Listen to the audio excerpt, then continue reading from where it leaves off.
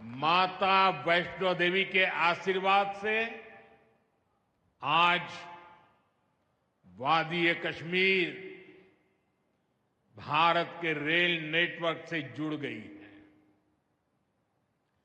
मां भारती का वर्णन करते हुए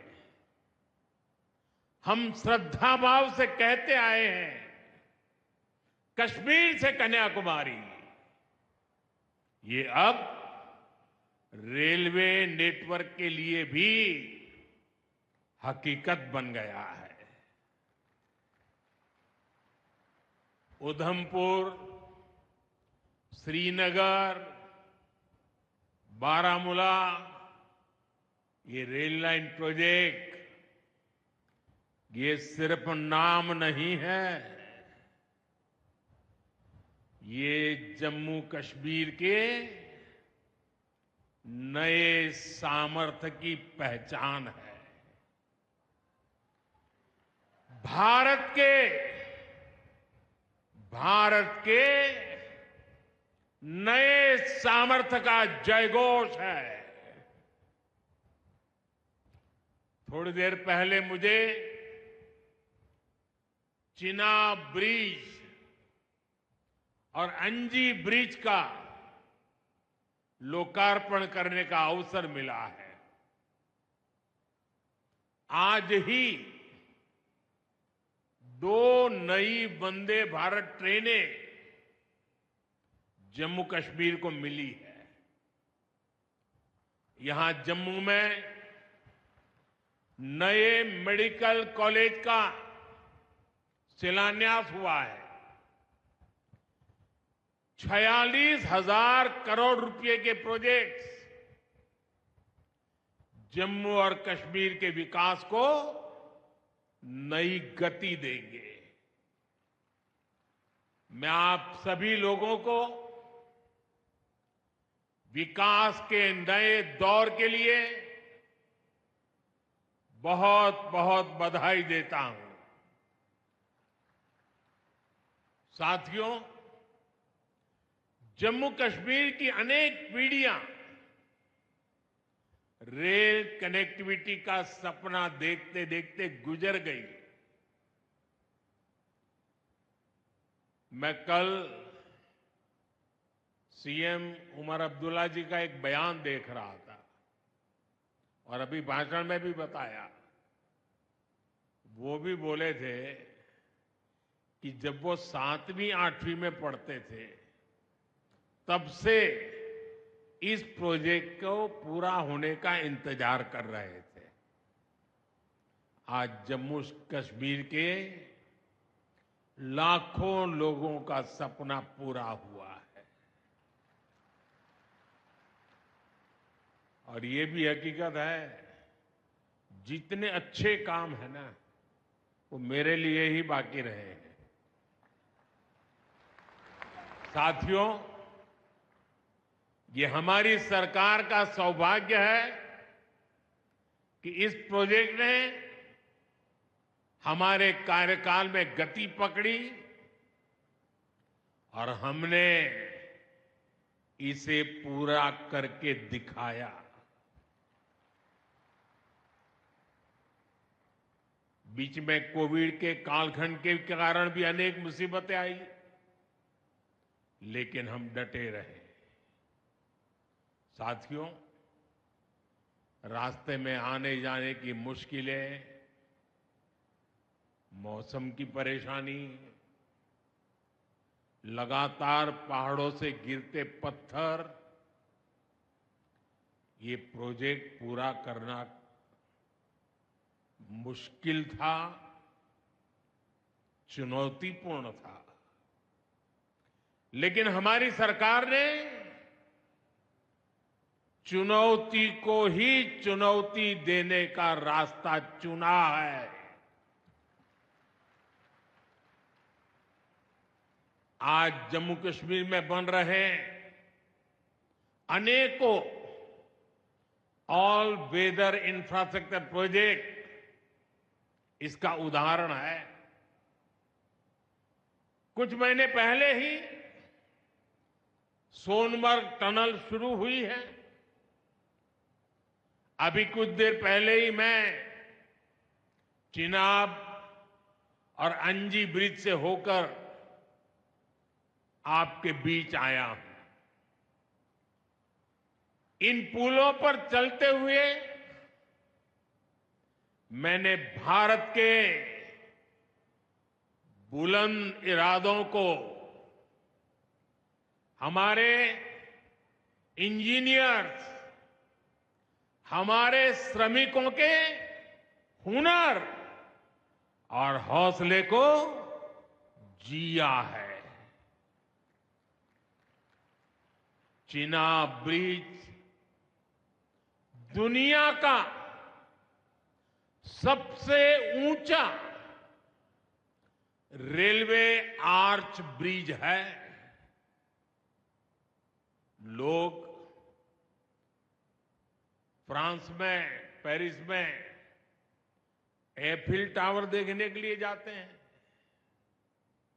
और ये ब्रिज एफिल टावर से भी बहुत ऊंचा है। अब लोग चिनाब ब्रिज के जरिए कश्मीर देखने तो जाएंगे ही, ये ब्रिज भी अपने आप में एक आकर्षक टूरिस्ट डेस्टिनेशन बनेगा। सब लोग सेल्फी पॉइंट पर जाकर के सेल्फी निकालेंगे। हमारा अंजी ब्रिज भी इंजीनियरिंग का बेहतरीन नमूना है।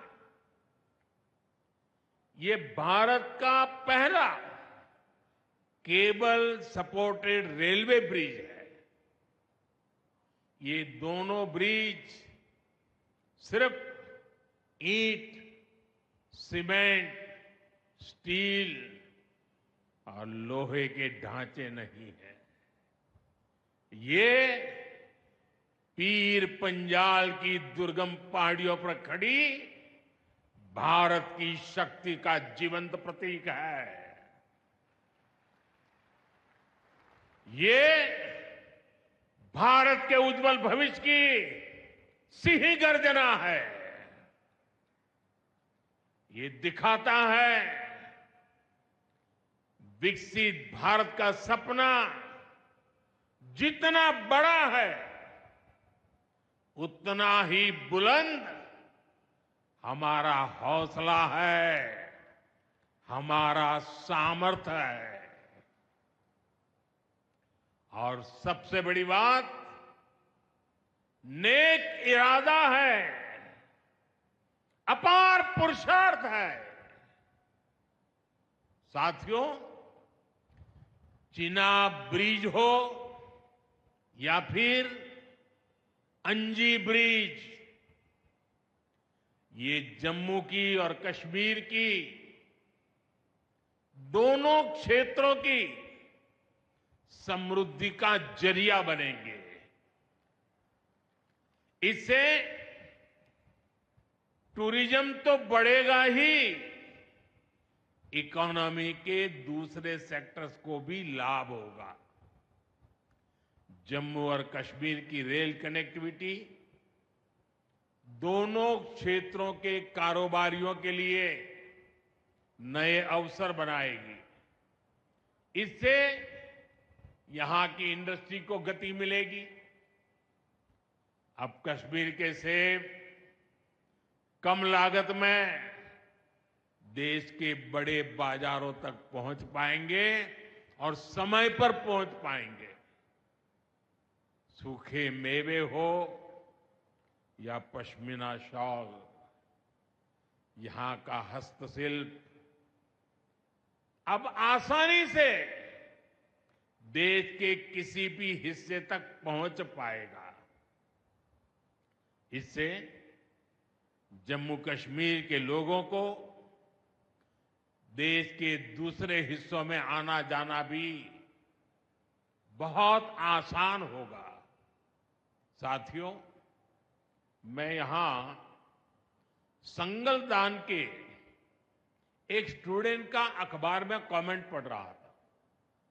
उस स्टूडेंट ने कहा कि उसके गांव के उन्हीं लोगों ने अब तक ट्रेन नहीं देखी थी जो गांव से बाहर गए।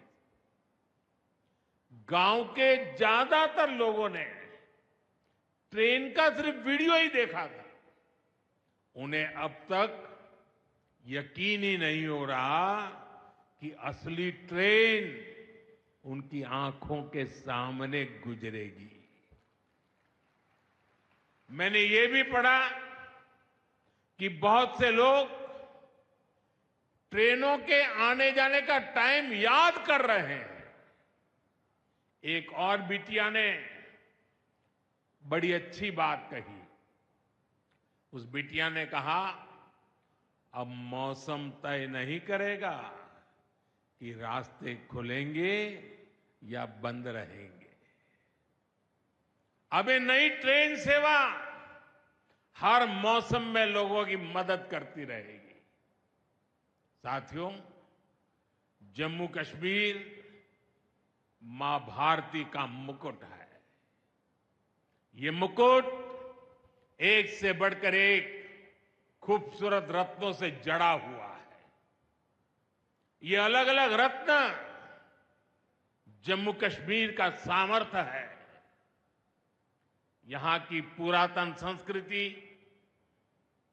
यहां के संस्कार, यहां की आध्यात्मिक चेतना, प्रकृति का सौंदर्य, यहां की जड़ी बूटियों का संसार, फलों और फूलों का विस्तार, यहां के युवाओं में, आप लोगों में जो टैलेंट है वो मुकुट मणि की तरह चमकता है। साथियों, आप भली बात ही जानते हैं, मैं दशकों से जम्मू और कश्मीर आता जाता रहा। इंटीरियर इलाकों में मुझे जाने का, रहने का अवसर मिला है। मैंने इस सामर्थ्य को लगातार देखा है, महसूस किया है, और इसलिए मैं पूरे समर्पण भाव के साथ जम्मू कश्मीर के विकास में जुटा हूं। साथियों, जम्मू कश्मीर भारत की शिक्षा और संस्कृति का गौरव रहा है। आज भारत दुनिया के बड़े नॉलेज हब में से एक हमारा जम्मू कश्मीर बन रहा है, तो इसमें जम्मू कश्मीर की भागीदारी भी भविष्य में भी बढ़ने वाली है। यहां आईआईटी, आईआईएम, एम्स और नीट जैसे संस्थान है। जम्मू और श्रीनगर में सेंट्रल यूनिवर्सिटीज हैं। जम्मू और कश्मीर में रिसर्च इकोसिस्टम का भी विस्तार हो रहा है। साथियों, यहां पढ़ाई के साथ साथ दवाई के लिए भी अभूतपूर्व काम हो रहा है।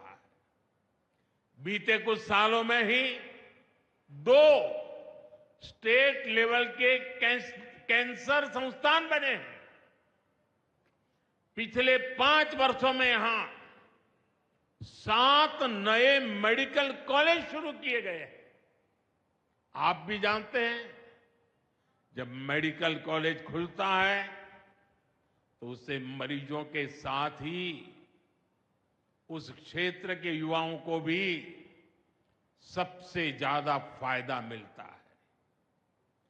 जम्मू कश्मीर में अब एमबीबीएस की सीटों की संख्या 500 से बढ़कर 1300 तक पहुंच गई है। मुझे खुशी है कि अब रियासी जिले को भी नया मेडिकल कॉलेज मिलने जा रहा है। Shri Mata Vaishno Devi institute of medical excellence ये आधुनिक अस्पताल तो है, ये दान पुण्य करने की हमारी जो संस्कृति है उसका भी उदाहरण है। इस मेडिकल कॉलेज को बनाने में जो राशि लगी है उसके लिए भारत के कोने कोने से माता वैष्णो देवी के चरणों में आने वाले लोगों ने दान दिया हुआ है। मैं श्री माता वैष्णो देवी श्राइन बोर्ड को, उनके अध्यक्ष मनोज जी को इस पवित्र कार्य के लिए बहुत बहुत शुभकामनाएं देता हूं।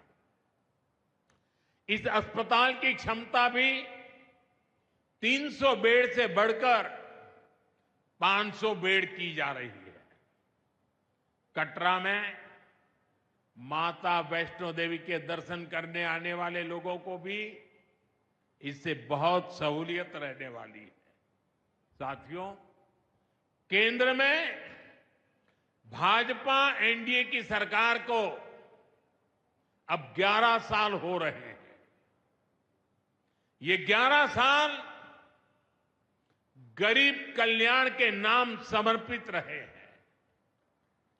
प्रधानमंत्री आवास योजना से 4 करोड़ गरीबों का पक्के घर का सपना पूरा हुआ है।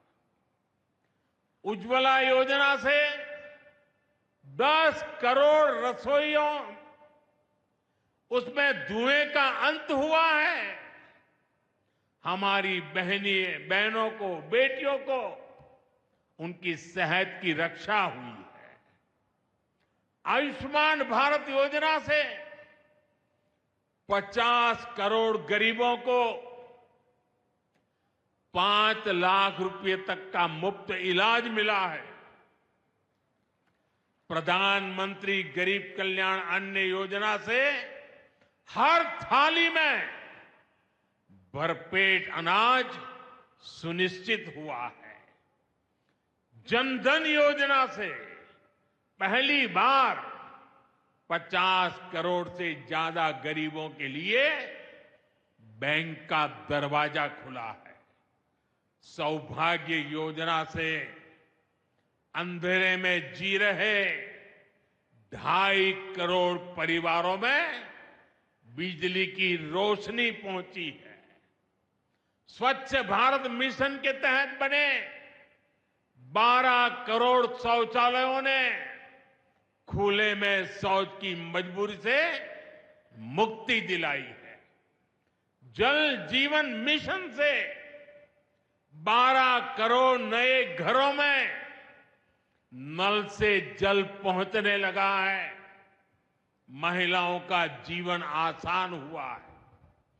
पीएम किसान सम्मान निधि से 10 करोड़ छोटे किसानों को सीधी आर्थिक सहायता मिली है। साथियों, सरकार के ऐसे अनेक प्रयासों से पिछले 11 साल में 25 करोड़ से ज्यादा गरीबों ने गरीबी को, हमारे ही गरीब भाई बहनों ने गरीबी के खिलाफ जंग लड़ा और 25 करोड़ गरीब गरीबी को परास्त कर करके, विजयी होकर के गरीबी से बाहर निकले हैं। अब वो नए मध्यम वर्ग का हिस्सा बने हैं। जो लोग अपने आप को समाज व्यवस्था के एक्सपर्ट मानते हैं, बड़े खेरखा मानते हैं, जो लोग अगड़े पिछड़े की राजनीति में डूबे रहते हैं, जो लोग दलितों के नाम पर राजनीतिक रोटियां सेकते रहे हैं, जरा जिन योजनाओं का मैंने सिर्फ उल्लेख किया है उसकी तरफ नजर कर लीजिए। कौन लोग हैं जिनको ये सुविधाएं मिली हैं, वो कौन लोग हैं जो आजादी के 7-7 दशक तक इन प्राथमिक सुविधाओं से वंचित रहे थे। ये मेरे दलित भाई बहन है, ये मेरे आदिवासी भाई बहन है, ये मेरे पिछड़े भाई बहन है, ये पहाड़ों पर गुजारा करने वाले, ये जंगलों में बसने वाले, झुग्गी झोपड़ी में जिंदगी पूरी करने वाले, ये वो परिवार है जिनके लिए मोदी ने अपने 11 साल खपा दिए हैं।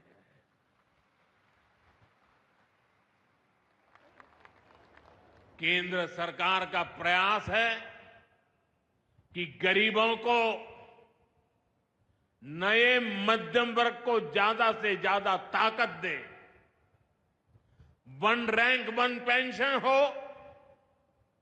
12 लाख रुपए तक की सैलरी को टैक्स फ्री करना हो, घर खरीदने के लिए आर्थिक सहायता देना हो, सस्ती हवाई यात्रा के लिए मदद देनी हो, हर तरह से सरकार गरीब और मध्यम वर्ग के साथ कंधे से कंधा मिलाकर चल रही है।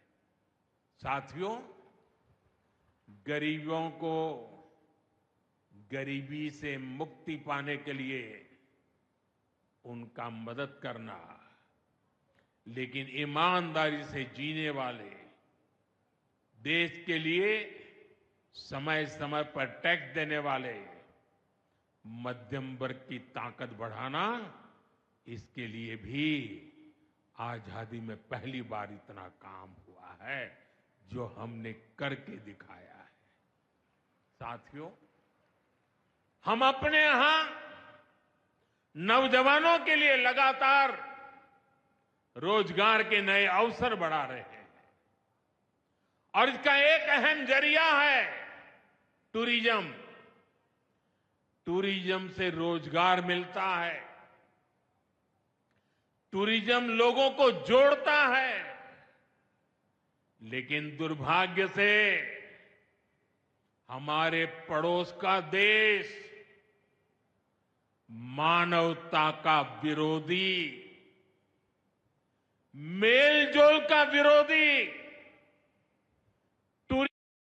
22 अप्रैल को पहलगाम में जो कुछ हुआ वो इसी का उदाहरण है। पाकिस्तान ने पहलगाम में इंसानियत और कश्मीरियत दोनों पर वार किया। उसका इरादा भारत में दंगे कराने का था। उसका इरादा कश्मीर के मेहनतकश लोगों की कमाई को रोकना था। इसलिए पाकिस्तान ने टूरिस्ट पर हमला किया। वो टूरिज्म जो बीते 4-5 साल में लगातार बढ़ रहा था, हर साल यहां रिकॉर्ड संख्या में टूरिस्ट आ रहे थे। जिस टूरिज्म से जम्मू कश्मीर के गरीबों के घर चलते हैं, उसको पाकिस्तान ने निशाना बनाया। कोई घोड़े चलाने वाला, कोई पोर्टर, कोई गाइड, कोई गेस्ट हाउस वाला, कोई दुकान ढाबा चलाने वाला, पाकिस्तान की साजिश इन सबको तबाह करने की थी। आतंकियों को चुनौती देने वाला नौजवान आदिल, वो भी तो वहां मेहनत मजदूरी करने गया था, लेकिन अपने परिवार की देखरेख कर सके इसलिए मेहनत कर रहा था। आतंकियों ने उस आदिल को भी मार दिया। साथियों, पाकिस्तान की साजिश के खिलाफ जिस प्रकार जम्मू कश्मीर के लोग उठ खड़े हुए हैं, जम्मू कश्मीर के अवाम ने इस बार जो ताकत दिखाई है, ये सिर्फ पाकिस्तान नहीं, दुनिया भर की आतंकवादी मानसिकता को जम्मू कश्मीर के लोगों ने कड़ा संदेश दिया है। जम्मू कश्मीर का नौजवान अब आतंकवाद को मुंह तोड़ जवाब देने का मन बना चुका है। ये वो आतंकवाद है जिसने घाटी में स्कूल जलाए, और सिर्फ स्कूल यानी इमारत नहीं जलाई थी, दो दो पीढ़ी का भविष्य जला दिया था, अस्पताल तबाह किए, जिसने कई पीढ़ियों को बर्बाद किया। यहां जनता अपनी पसंद के नुमाइंदे चुन सके, यहां चुनाव हो सके, ये भी आतंकवाद के चलते बड़ी चुनौती बन गया था। साथियों, बरसों तक आतंक सहने के बाद जैसे जम्मू कश्मीर ने इतनी बर्बादी देखी थी, इतनी बर्बादी देखी थी कि जम्मू कश्मीर के लोगों ने सपने देखना ही छोड़ दिया था, आतंकवाद को ही अपना भाग्य मान लिया था। जम्मू कश्मीर को इस स्थिति से निकालना जरूरी था, और हमने ये करके दिखाया है। आज जम्मू कश्मीर का नौजवान नए सपने भी देख रहा है और उन्हें पूरे भी कर रहा है। अब कश्मीर का नौजवान बाजारों को, शॉपिंग मॉल्स को, सिनेमा हॉल को गुलजार देख करके खुश है।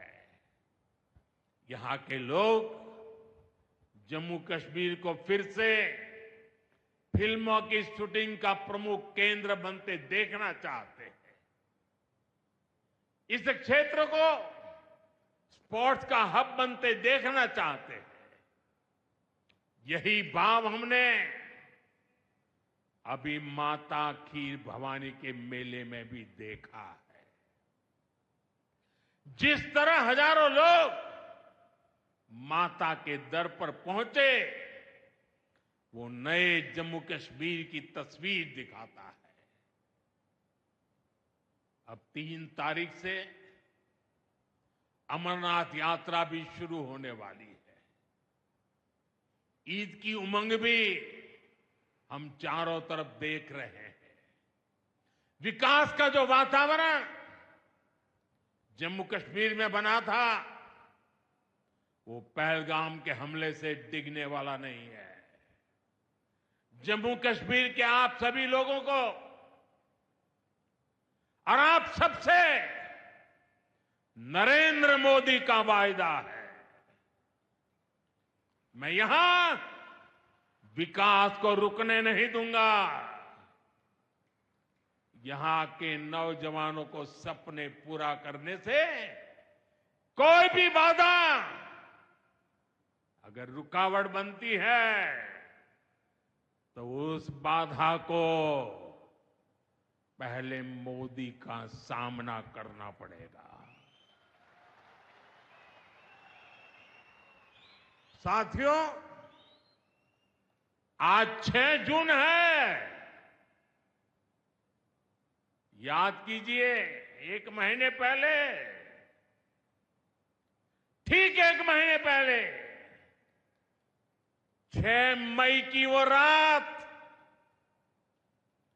पाकिस्तान के आतंकियों पर कयामत बरसी थी।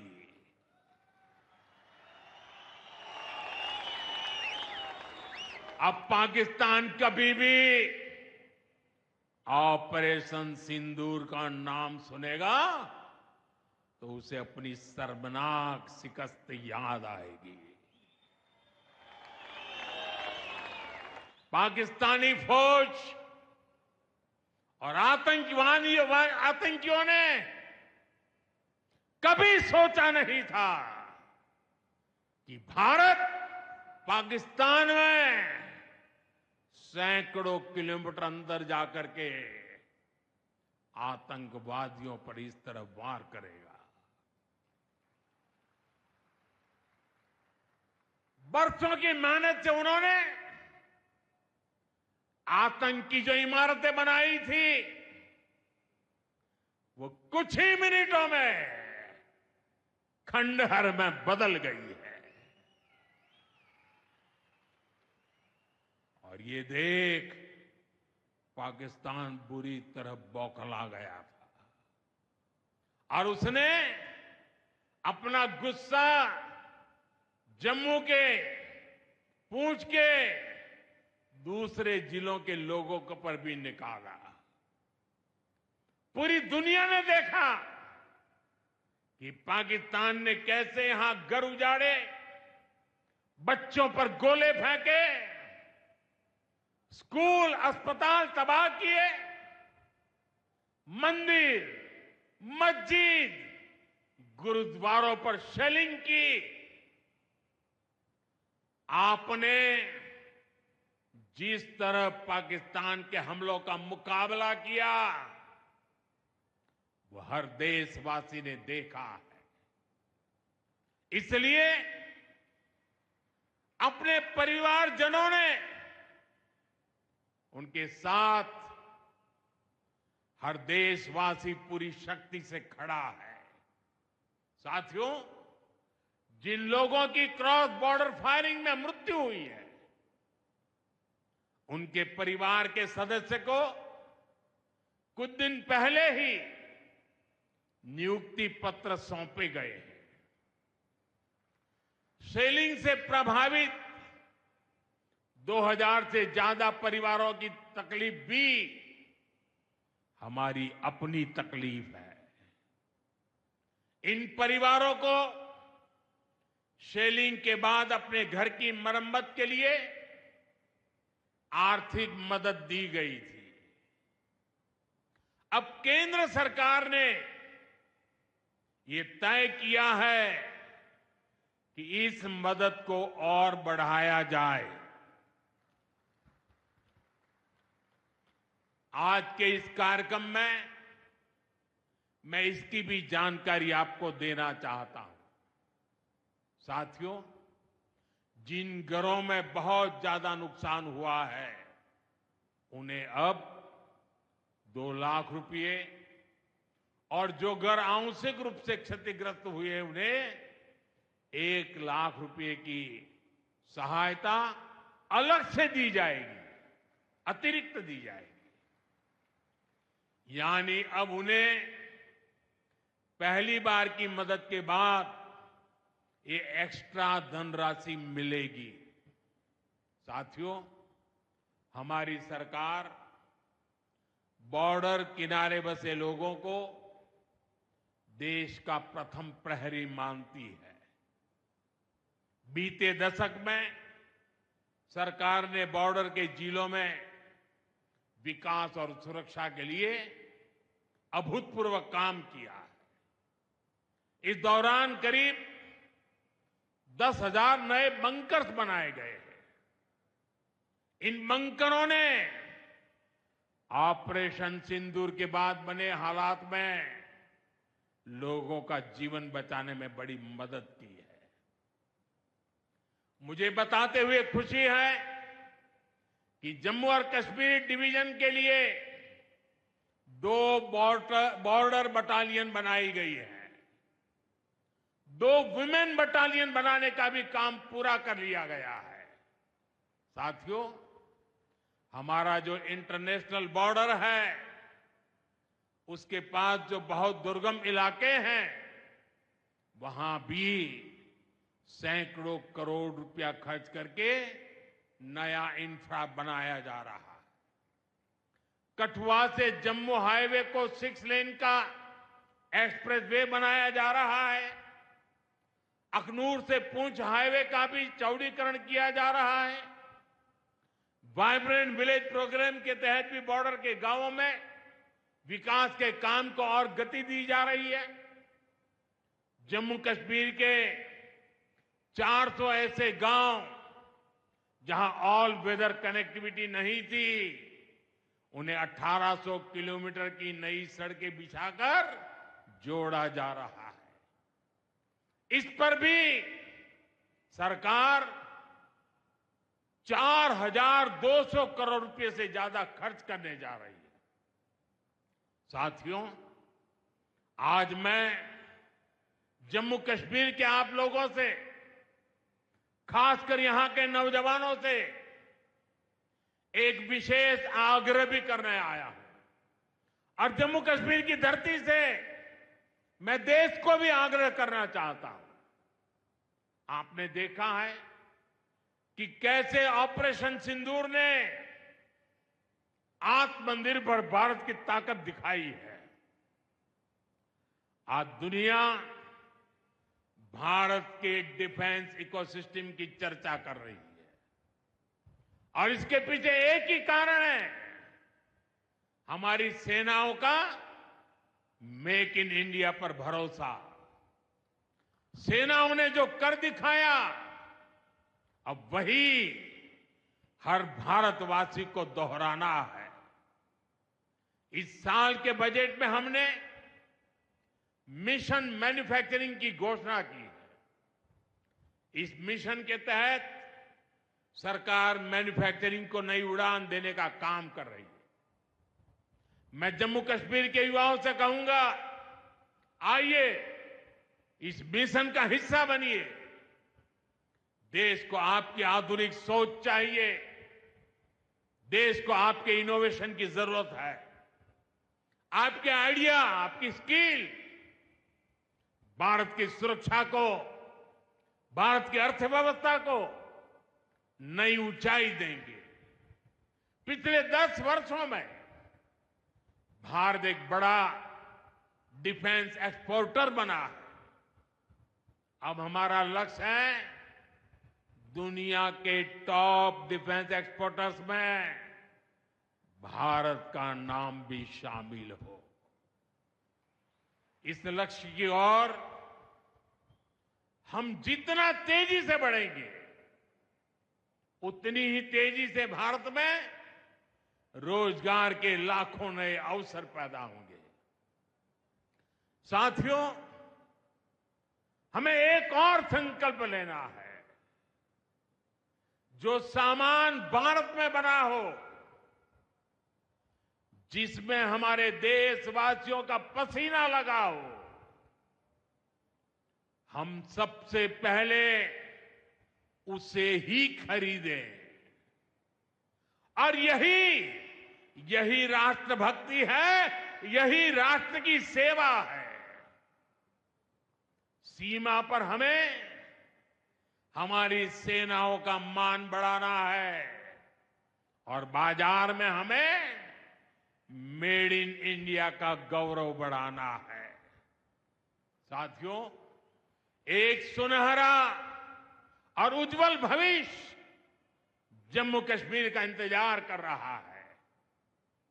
केंद्र सरकार और यहां की सरकार मिलकर विकास के कार्यों में जुटे हैं, एक दूसरे को सहयोग कर रहे हैं।